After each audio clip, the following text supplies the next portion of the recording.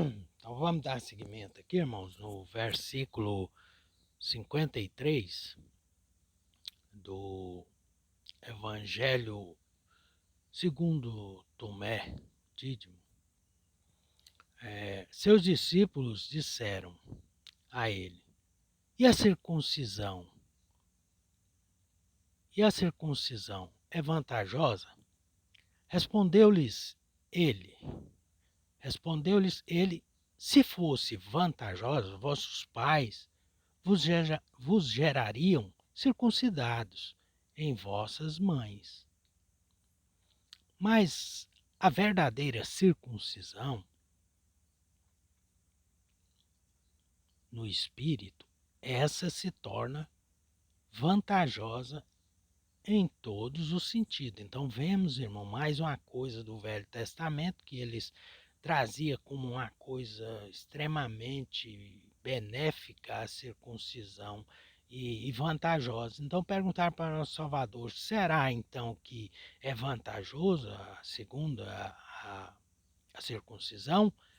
E ele respondeu, se fosse, vossos pais já o geraria circuncidado. Então não tem nada a ver a circuncisão. A circuncisão, que é totalmente benéfica, como ele disse aqui, essa é no coração, né? Então o apóstolo Paulo falou muito bem a respeito disso. É só nós lermos as cartas de Paulo e vamos compreender. Paulo, quando escreveu, certamente estava falando desse versículo. Disse o Salvador, bendito os pobres, porque deles é o reino dos céus, né? Então, bem-aventurados aquele que se une a um espírito e se torna os dois um, que fica contra os três na casa. Porém, esses que estão com as casas cheias de espírito, fazendo tudo que esses espíritos mandam, esses são ricos de espírito, ele tem destino, ele tem o espírito, a alma falsa, né? E tem a carne que tudo luta contra ele. Mas aquele que se torna um só e ficar solitário, esse sim, esse verdadeiramente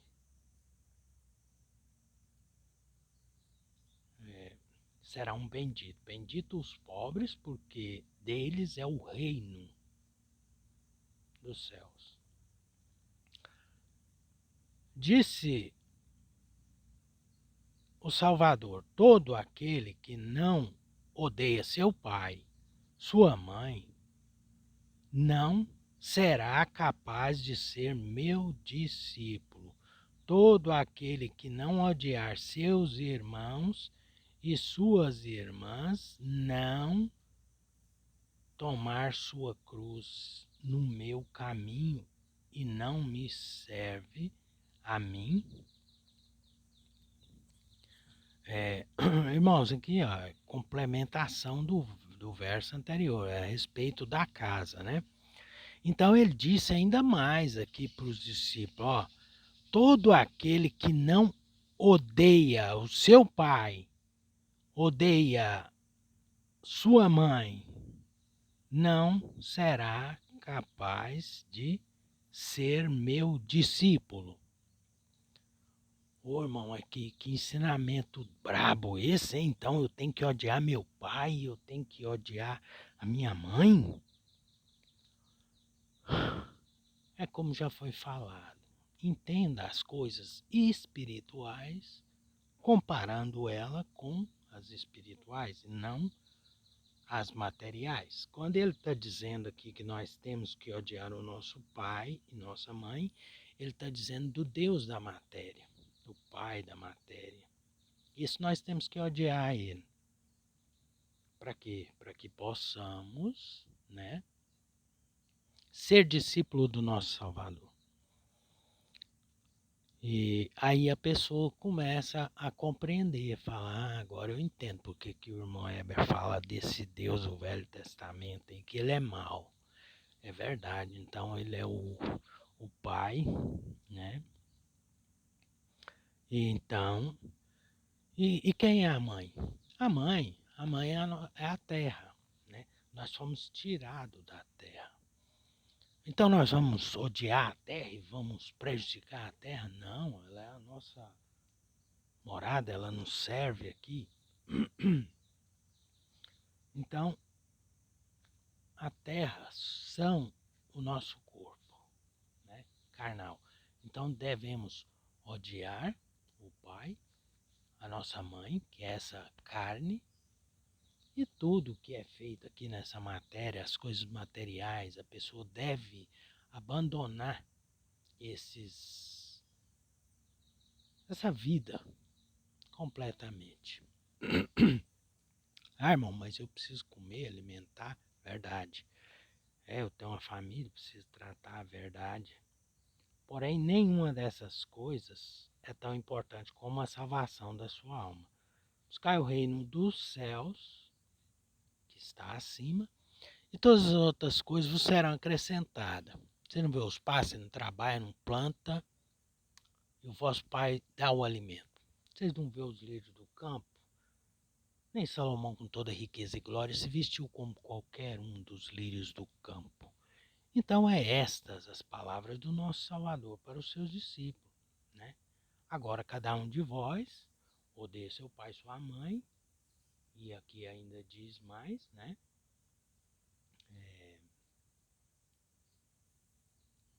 Odeia seu pai e sua mãe, e não será capaz de ser meu discípulo. Todo aquele que não odiar seus irmãos e suas irmãs, não não tomar a sua cruz no meu caminho e não me servir. Então é isso, irmão, que devemos de odiar pai, mãe, irmãos e tudo. Eu vou odiar meus irmãos na carne? Não. Não, você vai odiar esses irmãos que estão dentro, esse espírito falso, que são irmãos, porque criado pelo mesmo Pai, que é o mesmo Deus do Velho Testamento, logo são seus irmãos e irmãs. Todo esse tipo de. Essa família é criada pelo Deus do Velho Testamento e que nós devemos de odiar a eles, abandonar a todos eles. Então não tem nada a ver com a sua família material, não tem nada a ver com o seu pai biológico, nem com a sua mãe biológica. Isso se trata desses regentes, né? Por isso ele disse, a vossa luta não será contra a carne e o sangue, mas contra as potestades que habitam nos ares e quer habitar nos lugares celestiais, que há de ser a morada do nosso Pai com o seu espírito na nossa alma, né? Então é isso, purificar esse nosso corpo para que possa o espírito do Pai vir habitar nele, até que esse corpo se tombe ao pó e possamos ascender ao reino da glória. Disse o Salvador: aquele que conheceu o mundo encontrou um cadáver. Aquele que encontrou um cadáver que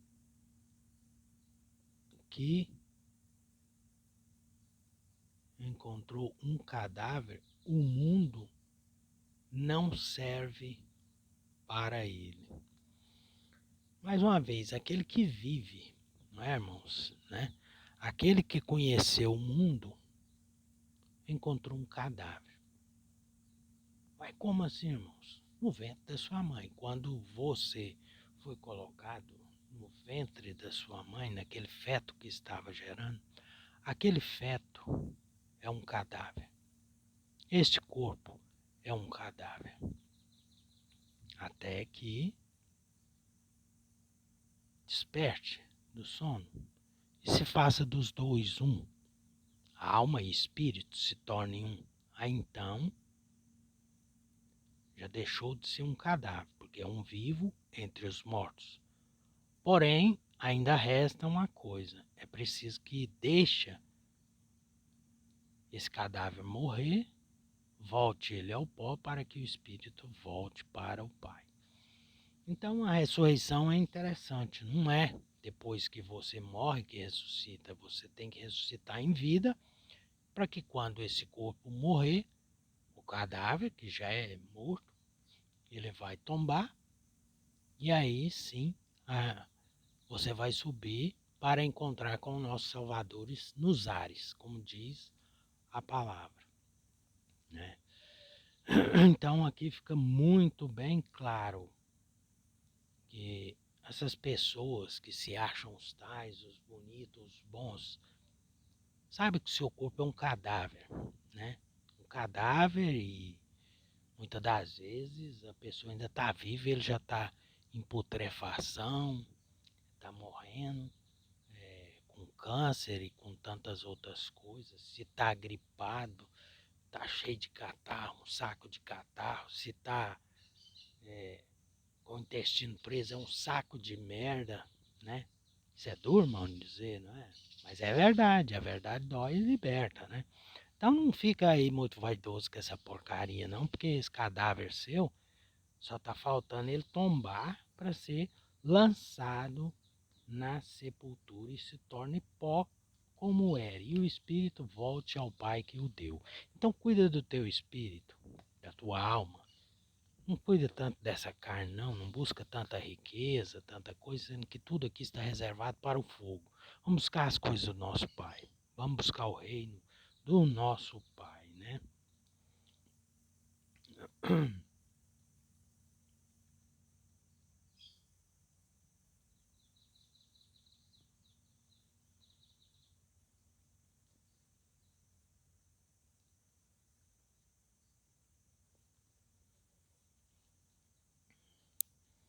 Então vamos, 57. Disse o Salvador: o reino do Pai é como um homem que tem boa semente.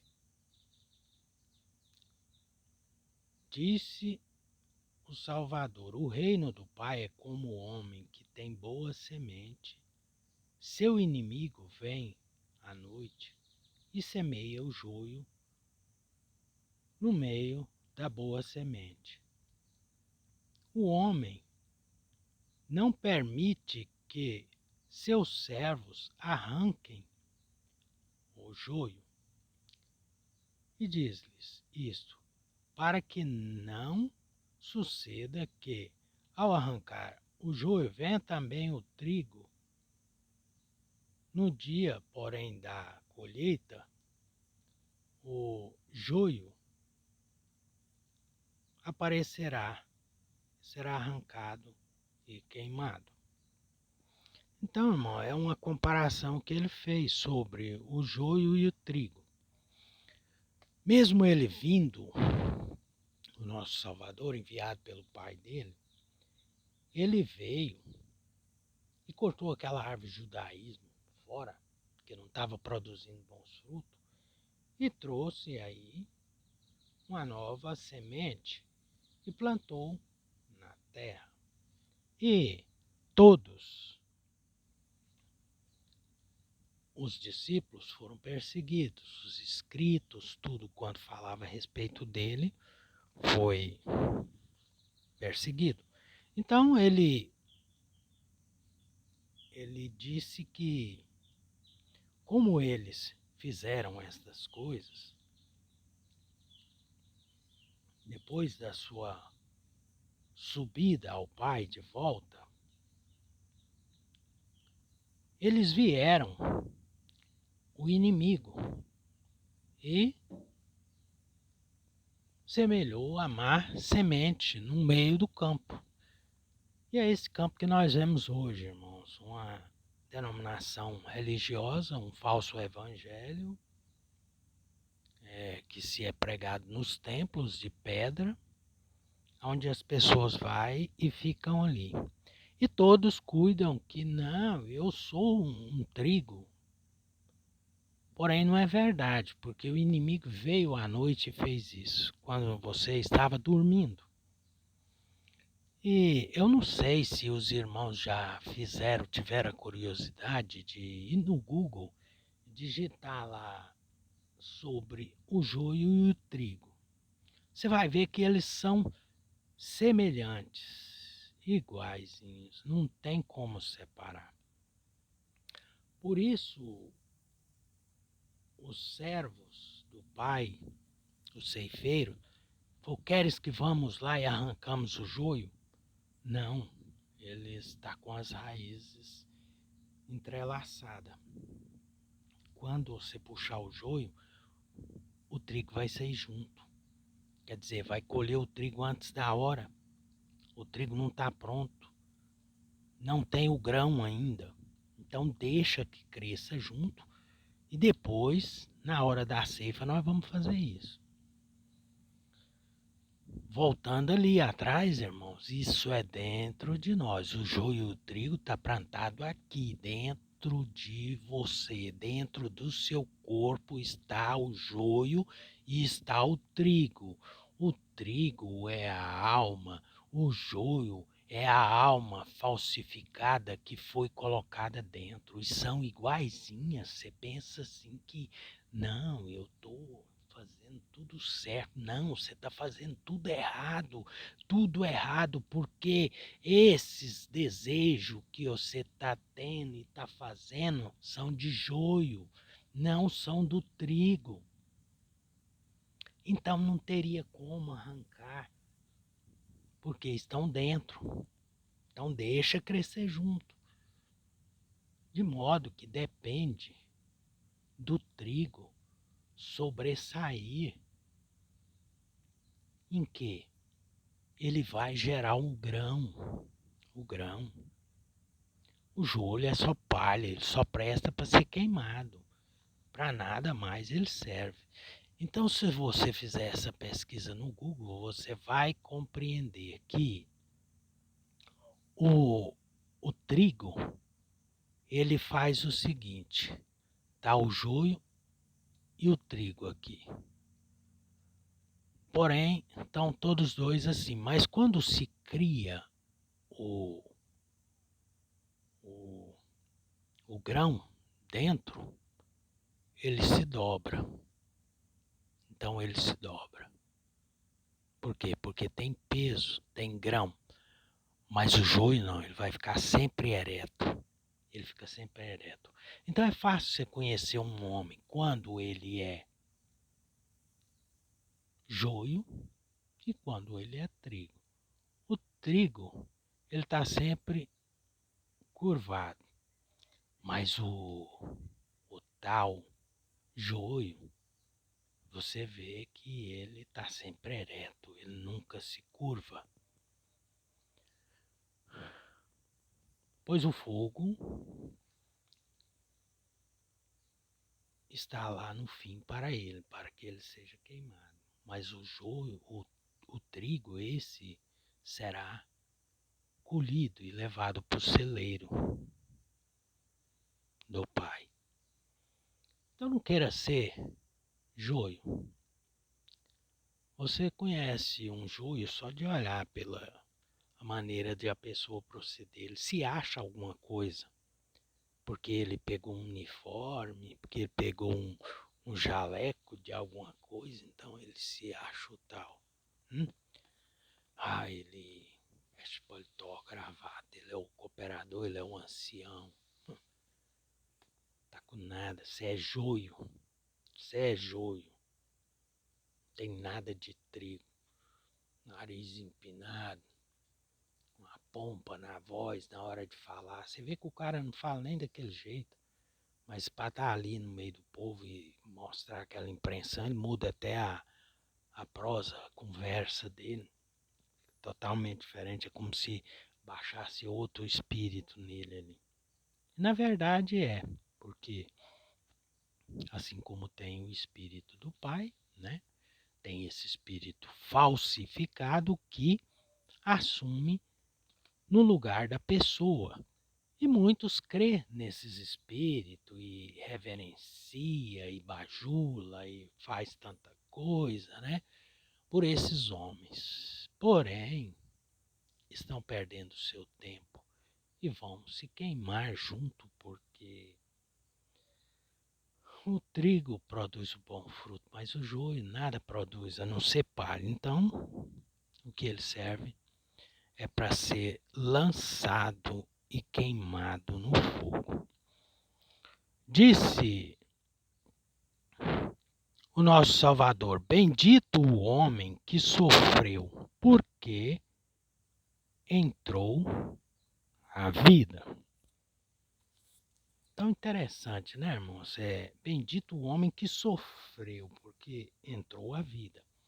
De modo que se você não sofre, esses dias eu estive conversando com um ancião e ele estava me dizendo, não, minha vida é muito boa, muito alegre, muito contente, tal, coisa e tal. Eu falei, rapaz, engraçado.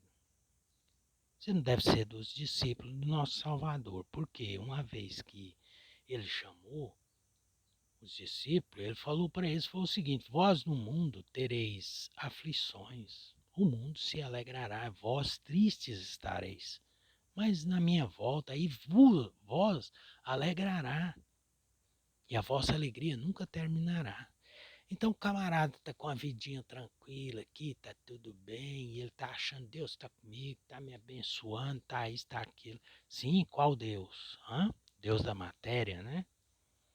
O Deus desse século, o Deus Mamon, das riquezas, né? O Deus que tem poder de curar. Só que antes dele te curar, ele te mete a doença. Larga de ser cego. Você é cego igual o seu pai. Para ele te curar, primeiro ele tem que te meter uma doença. Então eu não quero nem que ele me cure. Não quero. Não. Porque se eu quero receber uma cura, logo ele tem que me ferir de uma enfermidade para depois ele me curar. Não quero nada. Quero nada. Quero nada dele. Nada, nada, nada. Rejeitar é inimigo meu.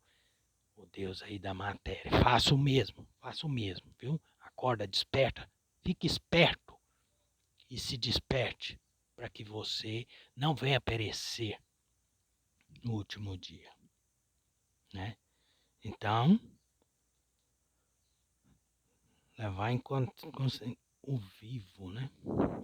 É, então, o homem que sofreu é porque encontrou a vida.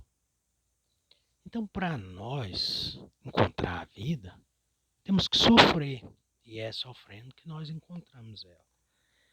Então, se você vive uma vida de alegria, de paz, aí você pode ter certeza que você não encontrou a vida. Você ainda está dormente, está dormindo, está sonhando, mas não encontrou a vida, né?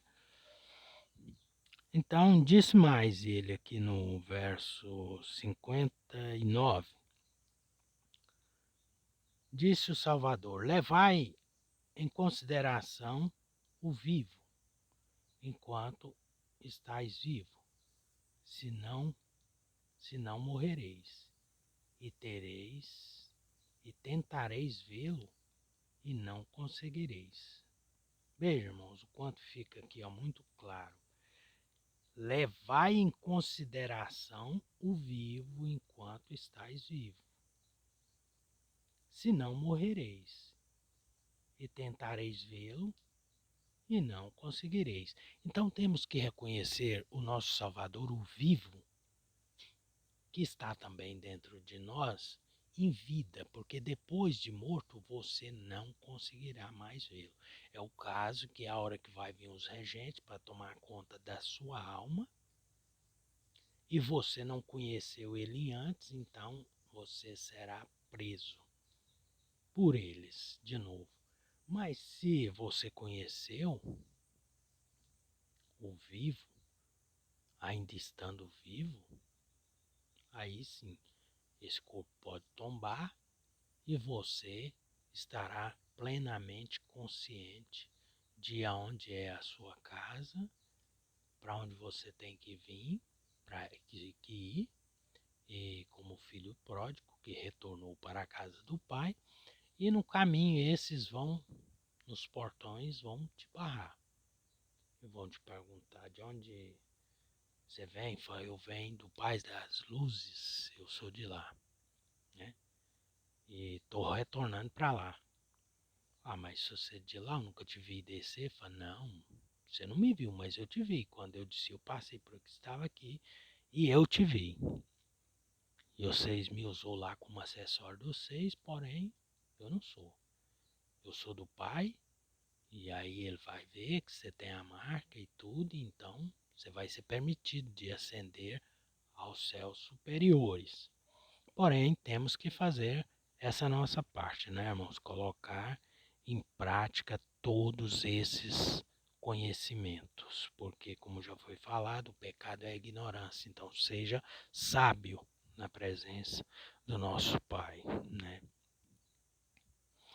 Pois é, porque depois de morto ninguém vai encontrá-lo não, igual eles te ensinam. Não, é depois que você morrer que você vai ver. Mentira, conversa é agora e faz isso rápido, porque o seu tempo é curto, você não sabe?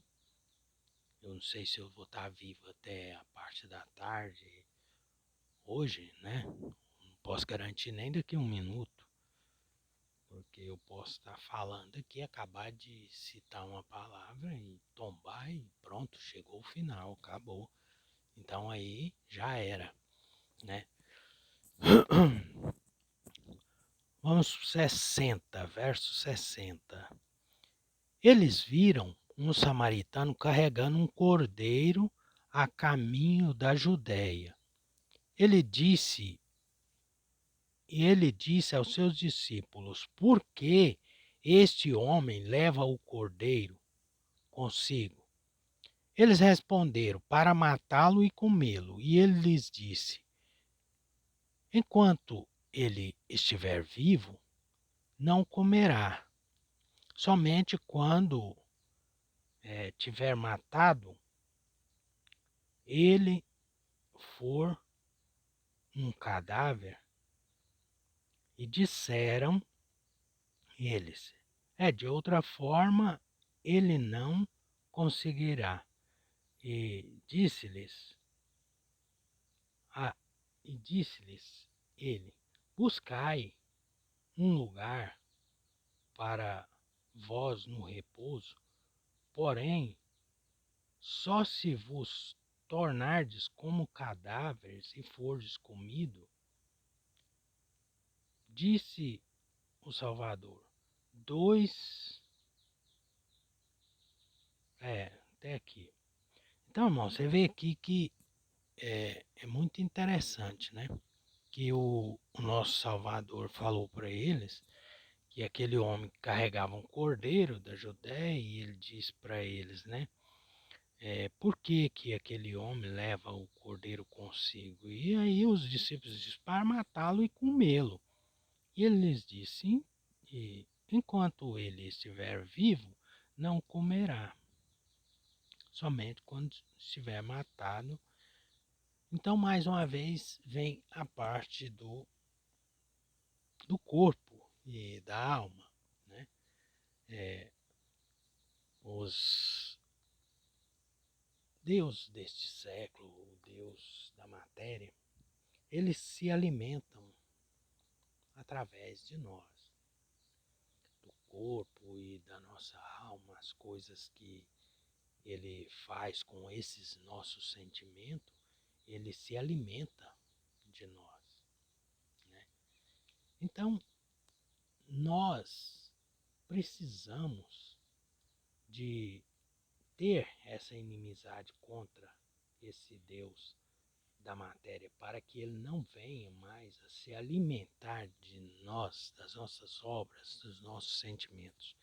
Mas nós devemos alimentar o Espírito, para que o Espírito viva, para que se torne os dois, se tornem um e nós possamos subir para o reino da glória, né? E ele fez essa comparação para eles, mostrando que não se come o animal vivo, você tem que primeiro fazer dele um cadáver, né? E aí então você vai se alimentar daquele cadáver. E assim somos nós, irmãos. temos que fazer deste corpo, que é um cadáver, porém está animado, se move, coisa, mas não deixa de ser um cadáver, nós temos que mortificar as obras desses falso espírito, do destino que está dentro de nós, juntamente com esta carne. Esta é a crucificação da nossa carne. E uma vez que nós fizemos isso, então este corpo se fez morto. E aí nós temos agora a vida, porque o espírito vive, né? E nós ressurgimos de entre os mortos, mesmo que você esteja que caminhar ainda por alguns anos neste corpo, carne, mas sabendo disso, que ele está morto, mas que o Espírito do Pai vive dentro de nós, e nós somos um vivo entre os mortos. E então, não mais o Deus deste século, com os seus anjos e demônios, vão se alimentar mais das nossas almas, dos nossos sentimentos, do nosso corpo, porque estão dentro de nós e tudo quanto sentimos, ele se alimenta com isso. Então, irmãos, é muito importante compreendermos. Este evangelho é, é excelente para nós compreendermos a verdade.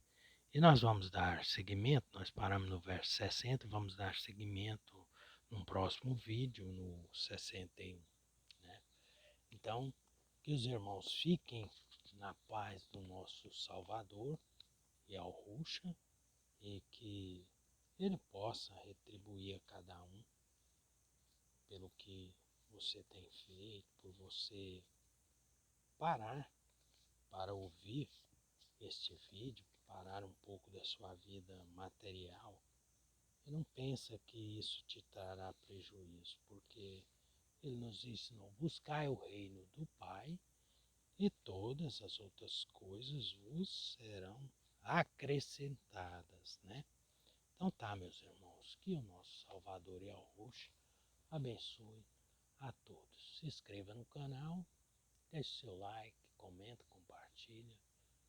Faz isso, irmãos, para que nós possamos ajudar a mais pessoas, ainda que são poucos os tais, porque o nosso Salvador disse em outra passagem o seguinte, que são entre 1000 pessoas você vai encontrar um, falou para os discípulos, e entre 10.000 você vai encontrar dois. Então não é para todos, mas todos quantos ouvirem e estiverem ainda com os vivos, está em tempo, consegue salvar-se a si mesmo e, por seguinte, salvar alguns outros a mais. Então, que o nosso Pai nos abençoe em tudo. Até um próximo vídeo. Canal Revelando os Manuscritos.